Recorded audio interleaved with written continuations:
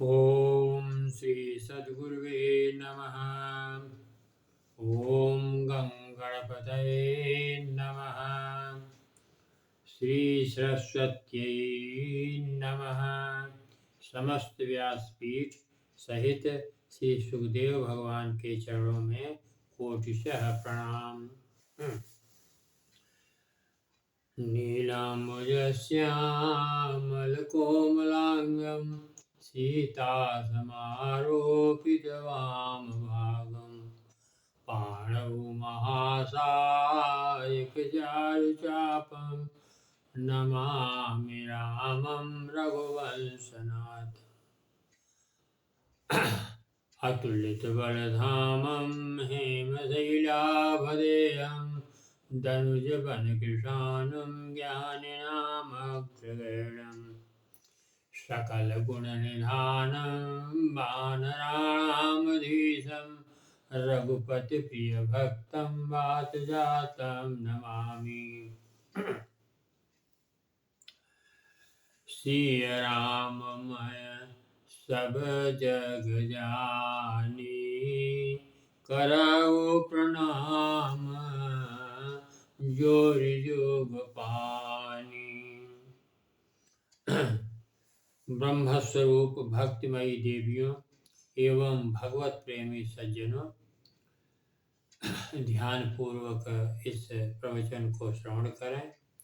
सुखी मीन जल नीर अगाधा, जिमि हरि शरणन एकउ बाधा। जैसे मछलियाँ जो है अगाध जल में आनंद को प्राप्त होती हैं, ठीक उसी प्रकार से जो भगवान की शरणागति प्राप्त कर लेता है उसको संसार की कोई भी बाधा प्रभावित नहीं कर सकती। और कहा है कि जिम राम राम कहते रहो, जब लग घट में प्राण। कबहु तो दीन दयाल के भनक पड़ेगी कान। तो भगवान का नाम स्मरण करते रहो, रात दिन नाम का जप करते रहो, तो कभी न कभी भगवान के कान में यह गूंज आएगी और भगवान प्रसन्न होकर आपको अपनाएंगे, आपका जीवन सफल हो जाएगा। वरना संसार का वाद विवाद कभी खत्म नहीं होगा, समाप्त नहीं होगा। इसलिए इस बवाल से अच्छा है कि एकांत में भगवान का स्मरण करें, ध्यान करें, उनका पूजा पर अर्पण करें। सब यही काम शरीर में आएगा। दो काम साथ जाता, एक पाप और एक पुण्य। पाप करोगे तो पाप भुगतना पड़ेगा, पाप का फल भुगतना पड़ेगा। पुण्य करोगे तो पुण्य का फल भुगतना पड़ेगा, आनंद आएगा। लेकिन ध्यान देने की बात है। अब प्रवचन तो सभी कह रहे हैं, हम भी कह रहा हूँ, अब आप इसमें से कितना ग्रहण करते हैं यह सोचने की बात है। आज हम रहीम दास राम भक्त महापुरुष की चर्चा करेंगे। देखिए, जितने भी महापुरुष हुए हैं, चाहे ऋषि मुनि महात्मा साधु संत और जी अनेक महात्मा महापुरुष हुए हैं, वो बड़ी से बड़ी विपदा आ जाए तब भी घबराते नहीं हैं। भगवान का स्मरण करते हुए विचार करते हैं और ऐसा विचार करते हैं कि न लाठी टूटे और न सांप मरे। मने किसी भी प्रकार का अहित किसी के न हो और हमारा काम सिद्ध हो जाए। इस तरह से आप लोग ध्यान पूर्वक सुने। रहीम दास जी रीवा नरेश राजा के मित्र थे और दोनों में ऐसी बाल्यावस्था से गहरी मित्रता होती गई कि वो रहीम दास जी को बुलाकर मान सम्मान करते थे, वार्तालाप करते थे, चर्चा में हास परिहास भी होता था। सब कुछ बड़े प्रेम से चल रहा था। आकस्मिक रूप से रहीम दास जी बंगाल में जाकर के एक उच्च पद पर नियुक्त हो गए। वहाँ पर अपना कर्तव्य ड्यूटी का करते थे, उसके बाद राम का जप करते थे। ऐसा वह बाल्यावस्था से राम जप का धुन लगी हुई थी, वहाँ भी यही करते थे। जब ड्यूटी से छोड़ कर के ड्यूटी समाप्त करके घर वापस आते हैं, तो बीच भर में एक मुस्लिमों का जत्था उनको मिल जाता है और चारों ओर से घेर लेते हैं और कहते हैं कि ये पहली वार्निंग आपको दे रहा हूँ, पहली चेतावनी दे रहा हूँ कि आप राम नाम न जप करके खुदा का जप करें, अपने अल्लाह का जप करें। अल्लाह राम करीमा केशव हजरत नाम धराया, इनका सबका आप जो है जप करें और राम का जप छोड़ दें। ये पहली चेतावनी है। दूसरी चेतावनी और भी एक बार दी जाएगी। तीसरी चेतावनी पर आपका गला काट दिया जाएगा। तो इतना सुनकर के रहीमदास जी विचार में खो गए और पहले तो ये कहा कि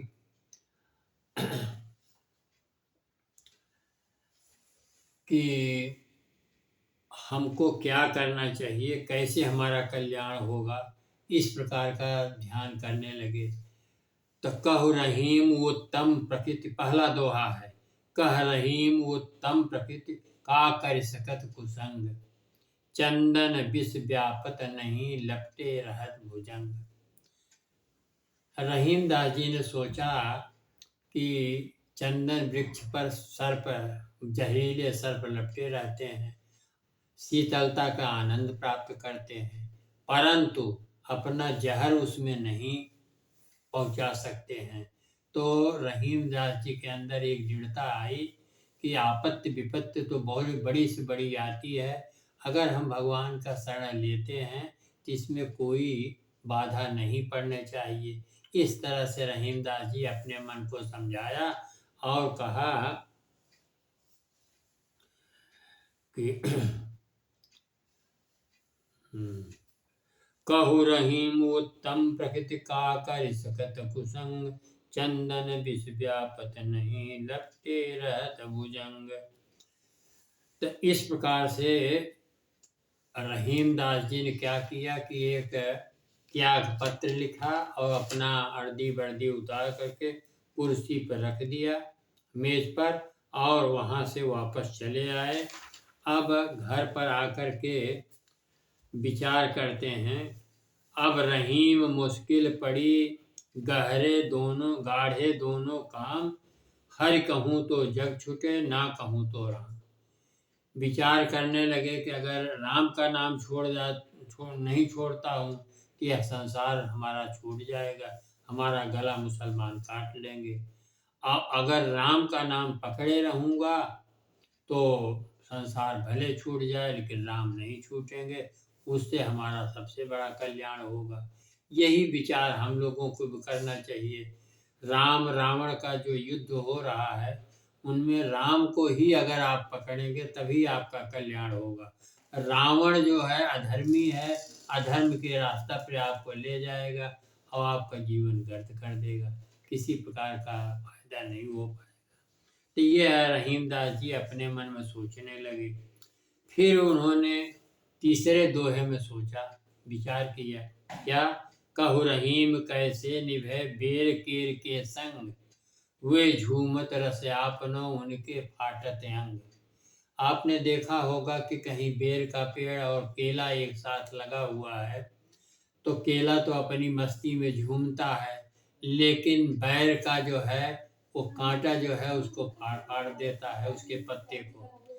तो कुसंग जहाँ भी रहेगा तहाँ भी बर्बादी ही करेगा और हमारा जीवन और भी नरकमय हो जाएगा। यह कह कर के उन्होंने सोचा कि इसका प्रचार प्रसार भी न किया जाए तो अच्छा है, कोई शरण देने वाला नहीं है, कोई सहारा देने वाला नहीं है।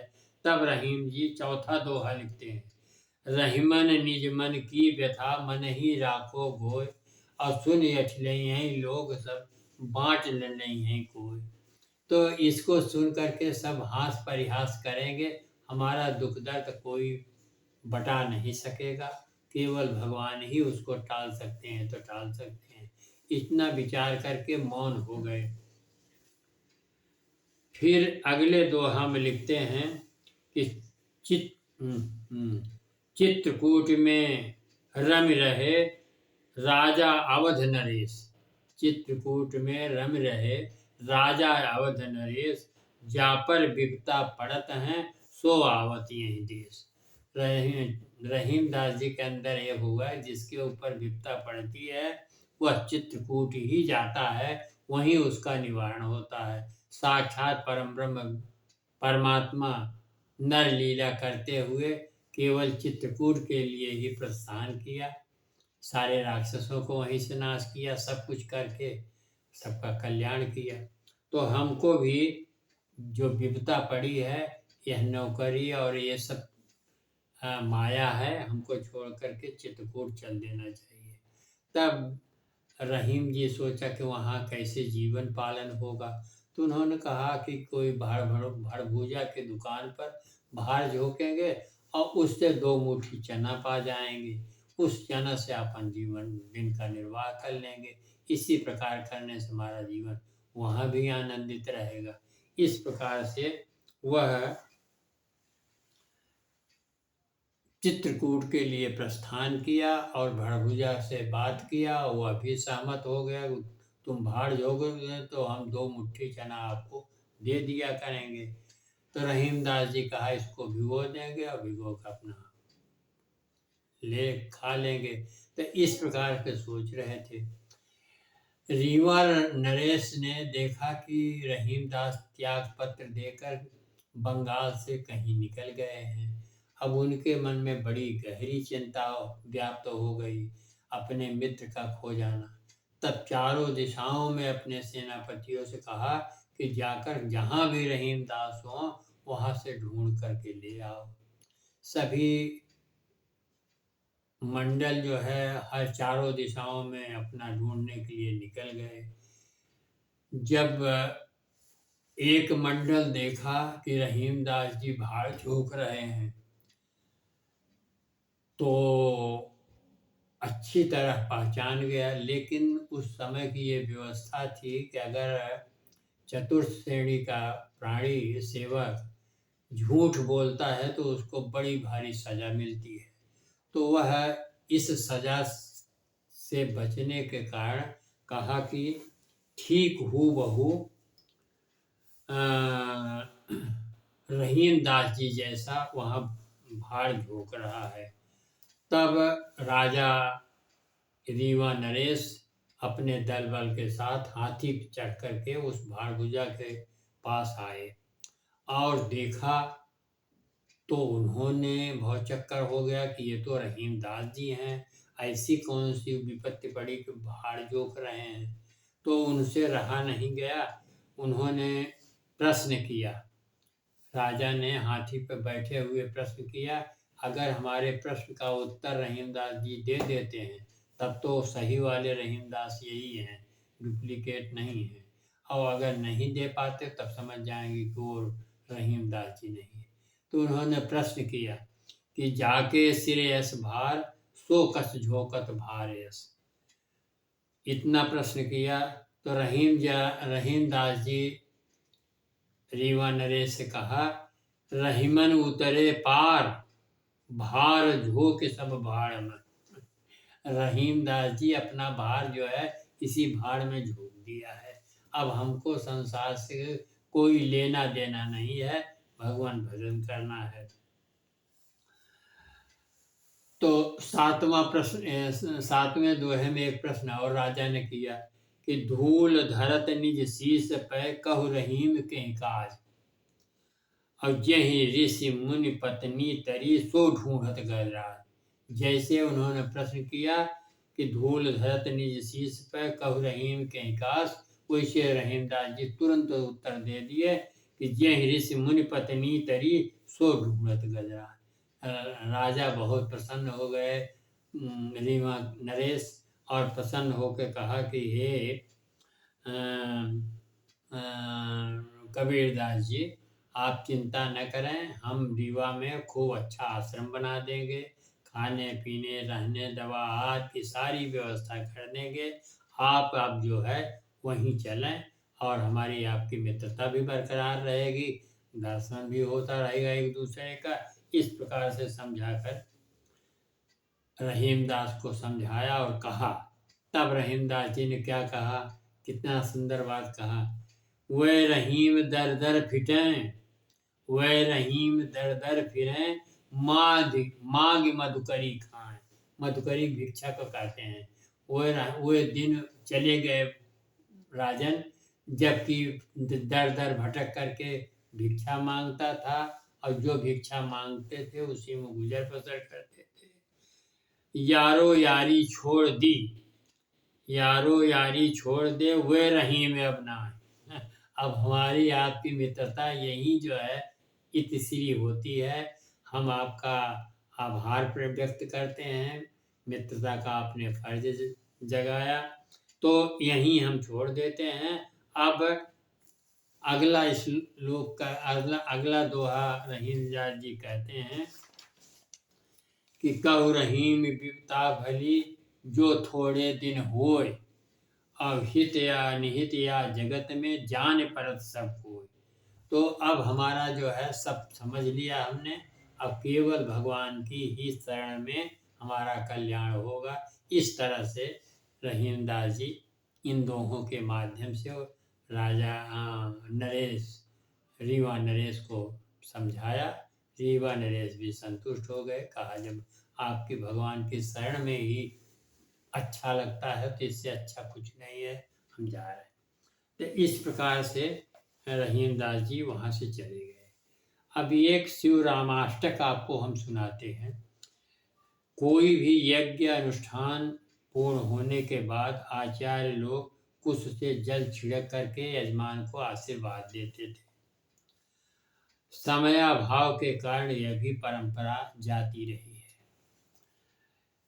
एक शिवराम शास्त्री जी अपने लौकिक नाम को शिव और राम पारलौकिक नाम से जोड़कर शिव रामाष्टक स्तोत्र लिखा। वह बड़ा प्रचलित हुआ, उसी से आचार्य लोग आशीर्वाद देते हैं। वह आज आपके समक्ष थोड़ी सी बीच बीच में व्याख्या करते हुए वर्णन कर रहा हूँ, आप लोग सुने। शिव हरे शिव राम सखे प्रभो, त्रिविध ताप निवारण विभो। शिव हरे विजयं कुरुते भरम, कुरु मे भरम। कहते हैं शिव और राम की एक दूसरे के मित्र भी हैं और एक दूसरे के गुरु भी हैं। इतनी मित्रता दोनों में है जिसका कोई वर्णन नहीं है। और उन्हीं के शरणागत होकर उन्हीं का स्मरण करने से इस संसार सागर से, भव सागर से हम लोग पार उतर सकते हैं। दूसरा पद कहते हैं, कमल लोचन राम दया निधे, हर गुरु गज रक्षक गोपते, शिव तनो भव शंकर पाहि मां, शिव हरे विजयम कुरु मे वरम। कहते हैं कमल लोचन भगवान राम की कृपा से, भगवान श्याम की कृपा से गजराज जैसे बंधन में पड़ा था, जान लेने की उसकी मगर छोड़ नहीं रहा था, उसको भी भगवान ने सदा सदा के लिए मुक्त कर दिया और गजराज को बचा लिया। तो भगवान शिव और राम का ऐसा तपस्या है जो सब प्रकार का फल दे देती। शिव तनो भव शंकर पाहि मां। तीसरा श्लोक है, स्वजन रंजन मंगल मंदिरम, भजति तं पुरुषं परमं पदम, भवति तस्य सुखं परमं भूतं, शिव हरे विजयं कुरुते वरम। हम लोग स्वजन अपने मंगल कामना के लिए मंदिरों में जाकर के ध्यान करते हैं, जप करते हैं, भजन करते हैं, जिससे हम लोगों का सदा सदा के लिए आनंद की प्राप्ति हो जाती है और परम गति प्राप्त होती है। सबसे बड़ी बात यह है। चौथे श्लोक में कहते हैं, जय युधिष्ठिर वल्लभ भूपते, जय जयार्जित पुण्य पयोनिधे, जय कृपा मय कृष्ण नमोस्तुते, शिव हरे विजयम में प्रभो। कहते हैं धर्मराज युधिष्ठिर का साथ देकर वासुदेव जी महाभारत जैसे महासंकट को दूर कर दिया और विजय श्री का भी प्रदान कर दिया। इसलिए शिव और राम की भक्ति इस संसार में बेजोड़ है। उनकी भक्ति करके अपना उद्धार करना चाहिए। भव विमोचन माधव मापते, सुख विमान सहंस शिवारत, जनक जारत माधव रक्ष माम, शिव हरे विजयम कुरु मे वरम। कहते हैं कि भव का विमोचन करने वाले शिव और राम ही हैं, जिनका नाम भजन करने से, नाम जप करने से, जिनका कीर्तन करने से इस संसार से, सागर से हम लोगों को मुक्ति प्राप्त हो सकती है। फिर आगे कहते हैं छठे श्लोक में, अवन मंडल मंगल मापते, जलद सुंदर राम रमापते, निगम कीर्ति गुणाणि व गोपते, शिव हरे शिव राम प्रभु विजयम कुरु में प्रभम।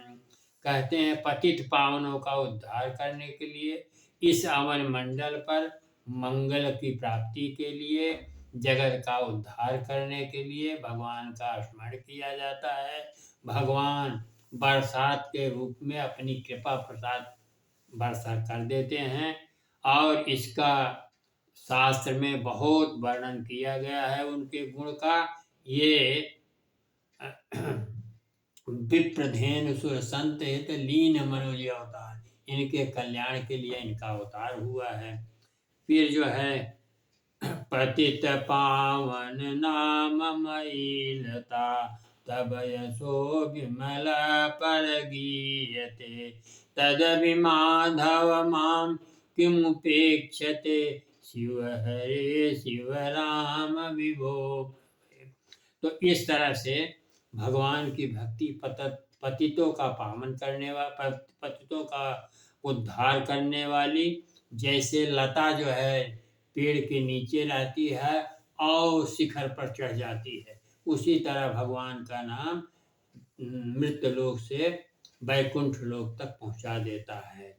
अमरता पर देव रमापते, विजयत सतनाम धनुपमाम, मयि कथम करुणाणिव जायते, शिव हरे विजयम कुरु मे वरम।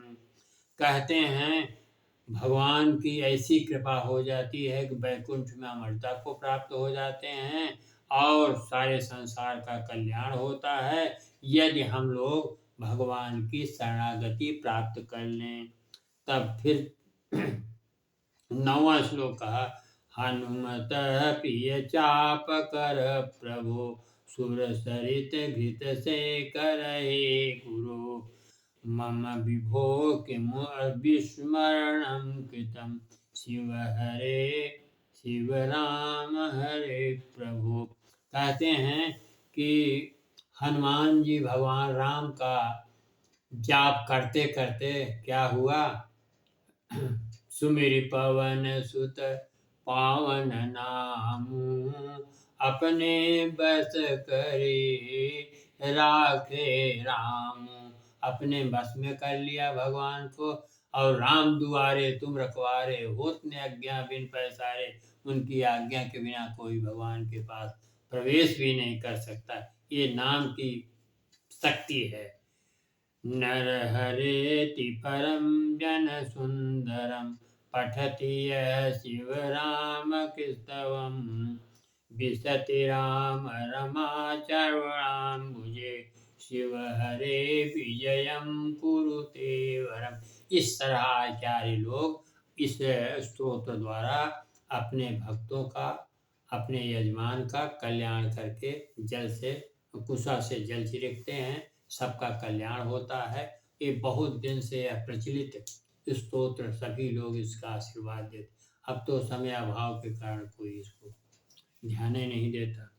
अब अगले जो है एक भजन छोटा सा गाकर हम अपना वक्तव्य समाप्त करते हैं।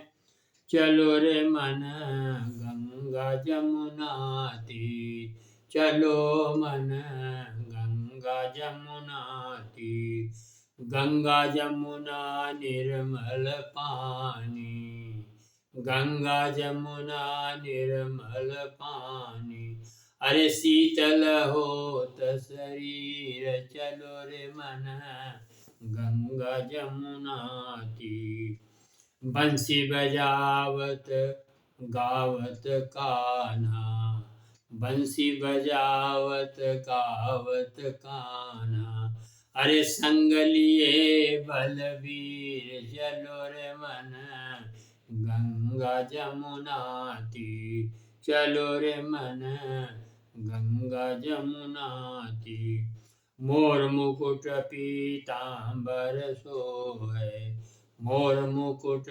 पीतांबर सोहे, अरे कुंडल झलकत हीर, चलो रे मन गंगा जमुना तीर, चलो रे मन गंगा जमुना तीर, मीरा के प्रभु गिरधर नागर, मीरा के प्रभु गिरधर नागर, चरण कमल पर शीर, चलो रे मन गंगा जमुना तीर, सीताराम राम राम राधे श्याम श्याम श्याम, सीताराम राम राम राधे श्याम श्याम श्याम। हमारे प्रवचन को दैनिक सुनेंगे तो अवश्य ही भक्ति आएगी, आपका जीवन सफल होगा। बोलो सियावर रामचंद्र की जय, उमापति महादेव की जय, पवन सुत हनुमान की जय, बोलो बोलो सब संतन की, बोलो सब भक्तन की जय, बोलो आदि शक्ति जगदम्बा मैया।